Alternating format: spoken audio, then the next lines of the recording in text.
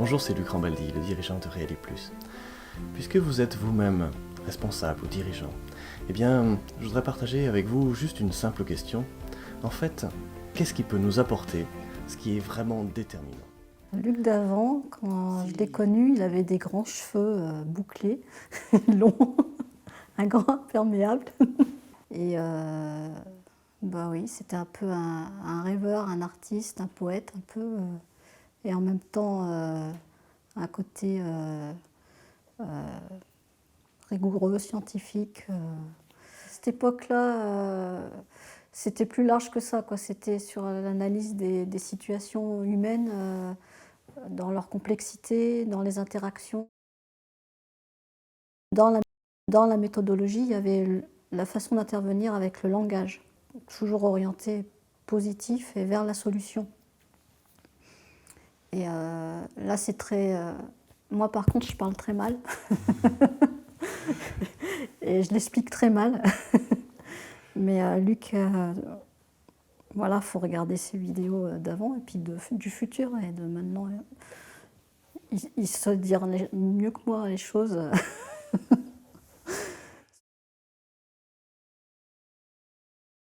C'est la fameuse nuit du 18 au 19 mai 2020, en fait, où Luc est rentré voilà, vers 11 h, là, après un petit apéro avec des copains du village. Et donc un petit peu confus parce qu'à la fois il y avait une petite soirée voilà, qui s'était passée et puis une période un peu compliquée qui venait de s'écouler. Il a eu une première perte de connaissance là-haut, dans notre chambre, là où j'ai pu le rattraper, le ramener à lui. Et puis voilà, pas très bien, ça continuait à pas très bien se passer sur ce qu'il racontait. Et puis à un moment, il m'a dit bah, je vais aller prendre l'air dehors et ça va aller mieux. Donc moi, j'ai bien surveillé ce qui se passait. Je ne suis pas descendue avec lui, j'aurais peut-être dû. Et puis, mais je surveillais, en fait, c'était là dehors. Et d'un coup, j'ai entendu un boom et Luc était à terre. Et donc, je suis accourue et il venait de perdre connaissance. Il était tombé de toute sa hauteur, tout son poids sur la tête. Donc, j'ai vite appelé les urgences. Les pompiers sont arrivés 10 minutes à peu près après l'appel. Ça allait très vite en fait. Pendant ce temps-là, ben, moi je maintenais Luc en position latérale de sécurité, là dehors comme ça, autant que possible. Mais sur le coup, je me disais, bah, ça va aller, enfin ça va. Et puis j'ai vu quand même que dans le regard d'un des pompiers, c'était plus tout à fait le même. Voilà, il y avait de l'angoisse, quoi. Et puis donc le médecin urgentiste m'a dit au bout d'à peu près 1 heure qu'il allait l'amener que c'était sans doute une hémorragie cérébrale. Et donc ils l'ont amené tout de suite aux urgences au CHU de Rennes.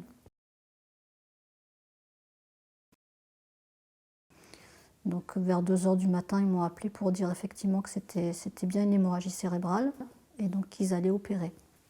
Voilà. Et puis le lendemain, enfin on n'a pas dormi hein, quasiment de la nuit, entre-temps notre fille s'est réveillée. Voilà, on lui a envoyé, on a pensé très fort à Luc, avec nos pensées, on l'a enserré d'amour et de dire ouais, tiens le coup. Et puis après, voilà, le lendemain matin, assez rapidement, j'avais pas de nouvelles. Il y a eu un appel à 5 h, mais que j'ai raté. Donc je sais que l'opération avait eu lieu, mais j'avais pas de nouvelles. Et puis après, le lendemain matin, assez rapidement, j'ai prévenu quelques amis proches.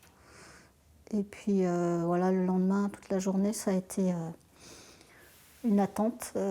J'ai pu voir Luc seulement en fin de journée, vers 18 h. Et puis là, il y a un médecin voilà, qui nous a dit que c'était un trauma crânien très très grave et qu'on ne savait pas si Luc allait se réveiller, s'il se réveillait, comment il s'en sortirait. J'arrête là peut-être pour l'instant. Ça, c'est un film, enfin, c'est pas un film, c'est la réalité, mais cette histoire, bah, je me la suis repassée, je me la repasse souvent dans la tête encore. Et, et heureusement, moi, ce jour-là, les amis proches que j'ai contactés m'ont beaucoup soutenue. Et puis avec notre fille, voilà, on serrait les coudes également. Ce qui s'est passé, j'en sais rien. Voilà, pendant 2 mois et demi, je suis de rien. Probablement des choses qui sont passées. Pas beaucoup à se balader. Mais probablement des choses sont passées peut-être, et encore, dans ce qu'il y a à l'intérieur, mais je ne sais rien. Peut-être ces deux choses sont faites, mais je ne le retrouve pas en tout cas. Et à ce moment-là, c'était pas non plus. Hein. Des choses sont passées, mais je sais pas. Voilà ce qui est très intéressant qui s'est passé. Je ne sais rien. Voilà. J'ai demandé si je pouvais aller voir Luc. Et donc ils ont autorisé que je puisse y aller 10 minutes parce que tout pouvait être. Enfin, Luc était dans une pièce, c'est la pénombre et la moindre stimulation pouvait être fatigante. Il avait un petit bonnet sur la tête avec plein de tuyaux partout. Je voulais rien cacher à Luc, je ne savais pas ce qu'il disait, ce qu'il pensait, ce qu'il percevait, quoi que ce soit. Mais je voulais qu'il ait à la fois la vérité et à la fois ce qu'on en faisait, quoi, de positif. Donc voilà. Et on s'était dit aussi avec Luc, si un jour on avait parlé des comas, des choses comme ça dans notre vie, et si on s'était dit si l'un de nous est dans le coma, l'autre, qu'est-ce qu'on ferait? Et on se disait, l'autre, il va stimuler. Mais en fait, c'est pas si simple, en fait. Parce que, d'une part, parfois, il ne faut pas forcément fatiguer les personnes. Ça peut être très fatigant. Le moindre, quelque chose qui paraît simple, peut être extrêmement fatigant quand on est dans cet état-là. Et d'autre part, ça marche pas. En fait, ça marche pas à tous les coups, ni en direct.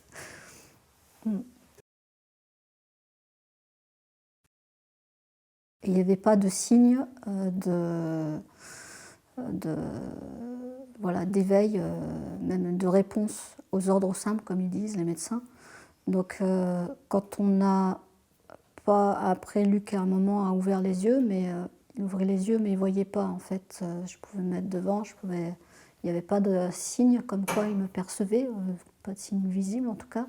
Et ça a duré, voilà, sur les 15 premiers jours, j'avais encore des attentes en disant j'espère cette fois-ci.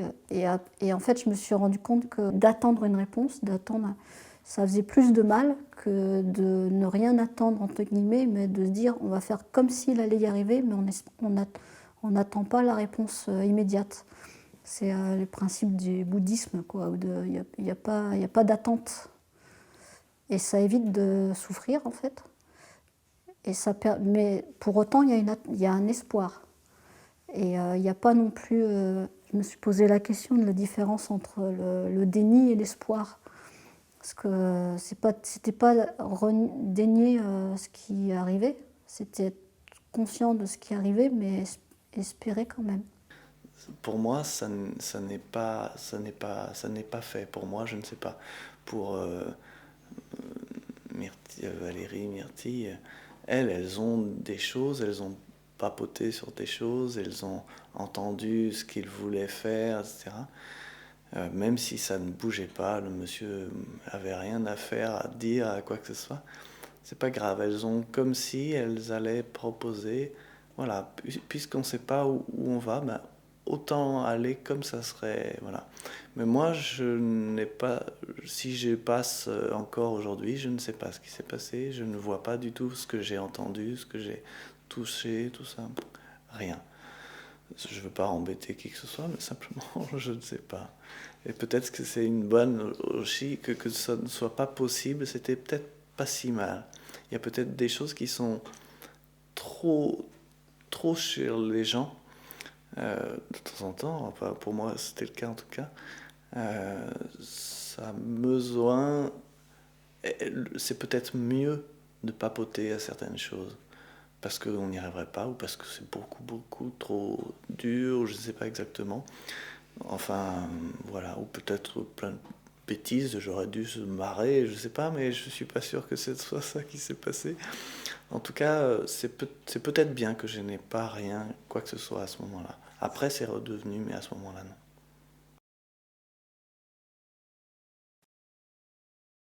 Donc le coma lui-même sans rien, ou presque, enfin c'est 1 mois et demi. Et puis après, il y a quelque chose de peut-être encore plus dur que le coma. C'est le fameux état poussy-relationnel, où en fait Luc avait les yeux ouverts. Il était immobile dans son lit ou dans le fauteuil dans lequel on le posait, parce que c'était transporté, posé, c'était vraiment, et c'était attaché ensuite pour qu'il ne bouge pas, parce que même sa tête voilà, ne tenait pas. Cet état-là, il a duré à peu près jusqu'à début septembre. Et après, il y avait par exemple sa maman voilà, que j'avais préparée aussi, que j'avais, enfin voilà, qui était prête à aller voir, etc., qui était demandeuse, qui y allait de temps en temps aussi. Et puis des amis très très proches et qui avaient envie. Parce que bah, effectivement, ce qui était difficile aussi, c'était l'apparence de Luc avec voilà, un gros creux dans le crâne, qui était dû au fait que lors de l'opération initiale, ils avaient enlevé un os pour que l'hématome puisse gonfler, un os crânien. Tout ça, voilà, c'est des choses qu'on ne connaissait pas, qui sont rentrées dans notre univers. Je ne savais pas non plus si Luc était conscient, s'il souffrait moralement.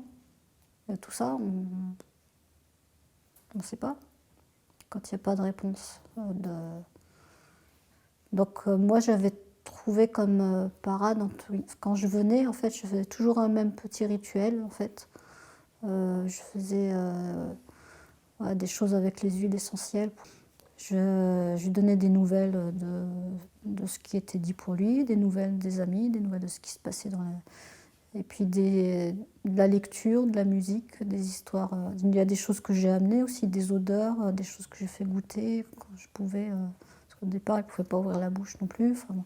Parce que je me raccrochais au comme si, n'ayant pas de réponse et les médecins étant plutôt pessimistes mais disant en même temps on ne sait pas. Bah, ils ne savent pas, donc bah, tout est possible. Donc je me suis raccrochée à ça. Puis après, moi, je savais que Luc, enfin, de son tempérament, lui, il voulait s'en sortir, quoi. Donc je me raccrochais aussi à... Et qu'en fait, on ne sait pas, enfin, tout est possible, en fait.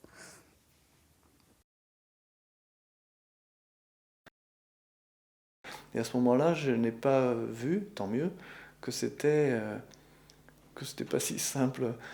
Pour l'instant, moi, je trouvais plutôt intéressant, hein, voilà. Mais à ce moment-là, j'ai pas fait attention non plus que je ne voyais. J'étais à nouveau, que j'étais là, j'étais là, quoi. Mais j'ai pas fait attention qu'avant, c'était pas forcément le cas.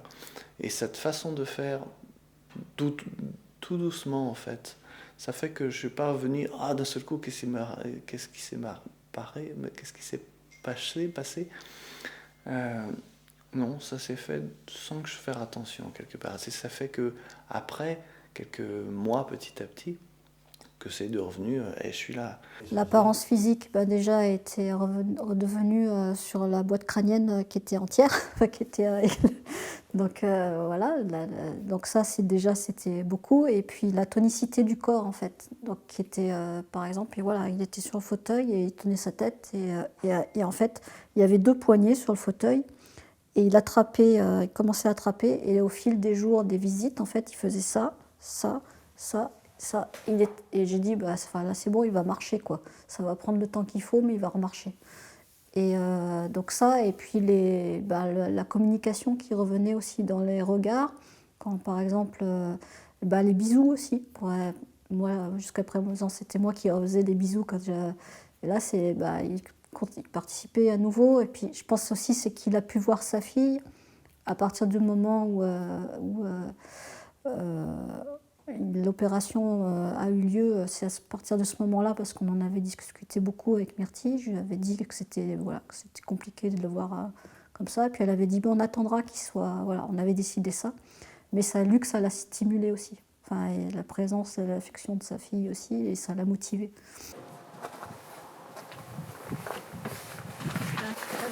À tout de suite. Salut. Salut mon...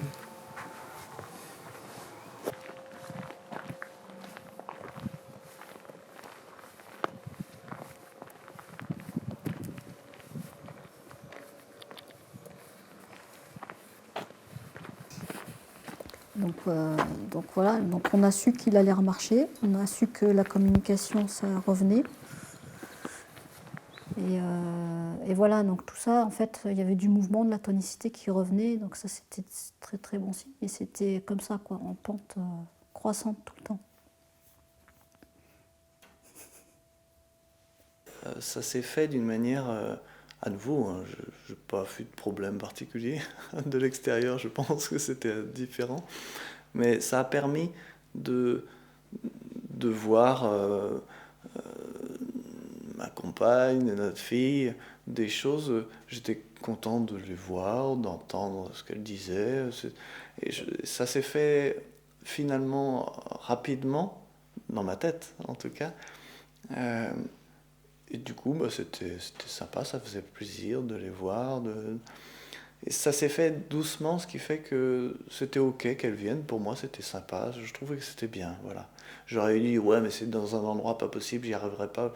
Non, non, ça aurait été plus difficile. Non, ça s'est fait de plus en plus, toutes les semaines, un peu plus, un peu plus. Le fait elles étaient là tout le temps à faire des choses super. Et moi, je trouvais que c'était juste un moment chouette, voilà. Et ça s'est fait petit à petit. C'est ça qui a permis aussi que ça marche. Les personnes qui ont eu des très graves accidents comme ça, il y a des choses. Certaines se souviennent, d'autres se souviennent pas. Ça c'est pareil, c'est aléatoire, mais je sais que ça peut être une protection. C'était tellement un accident grave, très grave. Hein.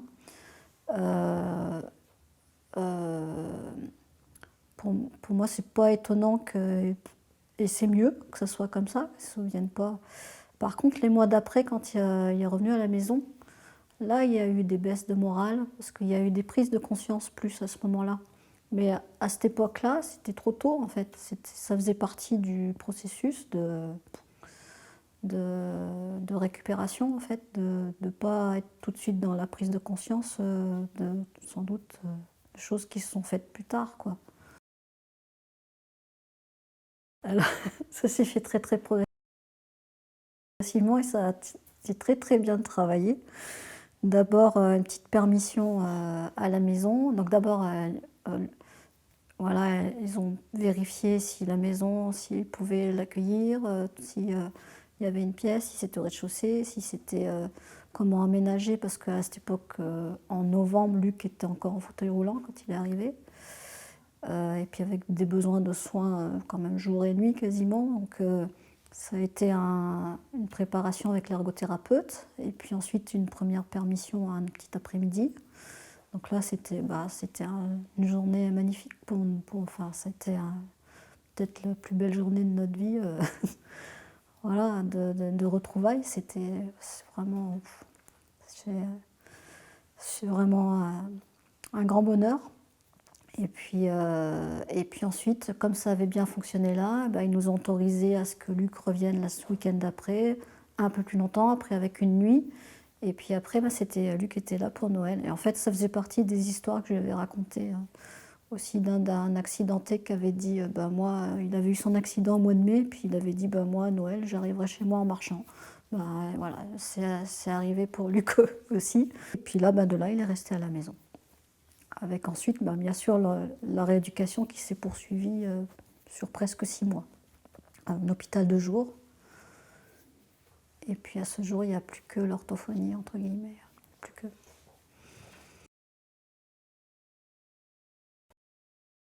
Au départ, l'énergie que j'ai puisée, je persévérais tant que. Je l'ai épuisé, mais je l'ai assez vite épuisé. Au bout de 3 mois, j'ai dû être en arrêt, en fait, en arrêt maladie, parce que j'avais continué à travailler au départ. Et puis en fait, comme c'était une adaptation permanente et que j'étais épuisée, je suis restée en arrêt maladie assez longtemps. Et en fait, il y a la situation elle-même, mais il y a tout ce qui est périphérique autour, ce que ça a comme incidence dans la vie de quelqu'un en fait, administrativement, sur le statut des personnes, sur la famille, et ça c'est autre chose à porter aussi en plus. Et il y a aussi, bon là il se trouve que nous, en plus il y a eu des choses très dures avec la société de Luc où ça a rajouté ou de l'énergie à donner. Donc là effectivement l'énergie, c'est pour moi ça a été le plus dur à gérer et c'est encore aujourd'hui dur à gérer de la maintenir, de la retrouver. Je ne m'accroche pas par contre à ce qu'il fasse forcément exactement la même chose qu'avant, parce que c'est aussi les personnes qui dépriment, c'est parce qu'elles veulent faire exactement la même chose qu'avant. Et on tire des leçons d'un truc comme ça et on n'a plus forcément envie de faire la même chose qu'avant. Et on fait avec ce qu'on a. Et c'est de la permaculture humaine. On appelle ça. Donc quoi qu'il se passe, quelle que soit la façon dont, autant que possible, ce qu'il va pouvoir récupérer, il en fera quelque chose de bien. Donc on en fera quelque chose de bien. Au départ, moi j'étais surprise aussi voilà, ce qu'on appelle l'aphasie. Je ne savais pas ce que c'était, je n'avais pas été confrontée à ça. Et voilà, quand Luc est revenu par exemple à l'hôpital, un truc, il y avait de l'eau, il ouvrait le robinet, c'est dégueulasse. Et en fait, ce qu'il voulait dire, c'est que c'était froid. Et en fait, il y a dans ces cas-là, quand ces zones-là du cerveau sont touchées, c'est aussi beaucoup des choses, un peu des vulgarités qui sortent, il y a beaucoup de choses comme ça qui sortaient qui ne faisaient pas avant. Le mot chiotte a fait partie de son vocabulaire pendant quelques mois pour dire tout et n'importe quoi. C'est intéressant. Et après, c'était janvier, et en fait, c'est sans cesse évolutif et ça continue à évoluer. Parce que là, maintenant, il y a la partie vocabulaire qui a retrouvé. Mais non, il y a combien de mots en français? 20 000? Je demandais à Luc combien il y avait de mots en français l'autre jour. Ben, il m'a dit 20 000. Moi, je ne m'en souvenais plus. Ben, il sait qu'il y a 20 000 mots.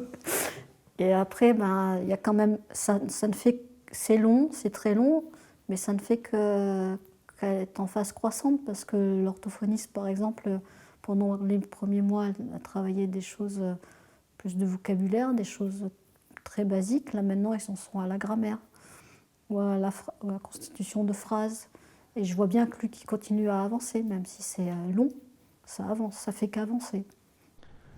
Elles ont l'air bien sympas. J'espère qu'elles soient encore tranquilles pour l'instant. À un moment, elle se fera manger, mais je préfère qu'on n'en parle pas, qu'elles soient tranquilles pour l'instant. Parce que c'est aussi des chouettes personnes bien sympas. Voilà. J'aime bien manger, mais il y a autre chose aussi. Marcher, par exemple, marcher. Tous les jours, je fais la moitié une heure, la moitié d'une heure. Peut-être c'est pas beaucoup, mais tous les jours. Donc ça fait quand même un petit moment et je trouve que c'est pas si mal.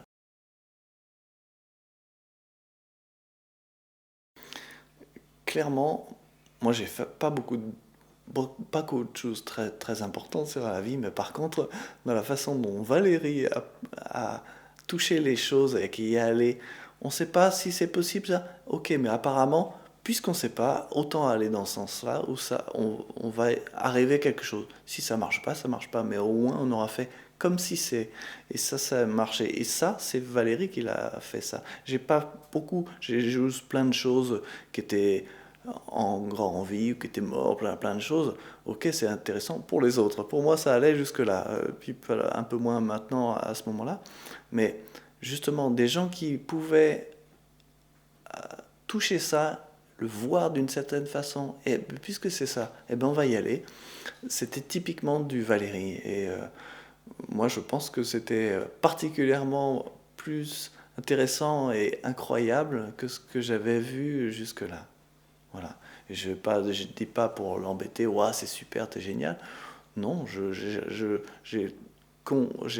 mais la façon dont Valérie s'est fait, d'une façon, alors que pour elle-même, c'était pas forcément le grand, ah, je vais vous papoter, vous allez voir, enfin je vais y arriver, vous allez voir, c'est moi qui vais le faire. C'était pas du tout ça, du tout.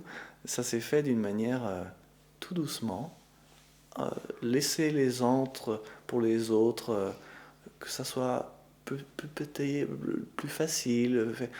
Ah ouais, on pourrait faire ça. D'accord, on va y aller. Ils sont faits, et justement, ça allait ce qui allait. Et c'était Valérie qui avait proposé ce genre de choses, y compris avec le médecin, avec plein de gens, les gens de toutes sortes qui étaient super. Et tout ce monde allait, ah ben d'accord, ok, on va y aller. Et on y allait, ben, c'était Valérie qui a cherché dans ce sens-là pour tout le monde en fait. Cette vidéo, si elle devait servir à quelque chose, c'est apporter de l'espoir à des personnes qui sont dans cette situation. Et aussi donner des nouvelles pour Luc de personnes qui l'apprécient beaucoup et qui du jour au lendemain n'ont pas eu de nouvelles et qui le connaissent tel qu'avant. Enfin, et voilà, et puis c'est aussi pour nous.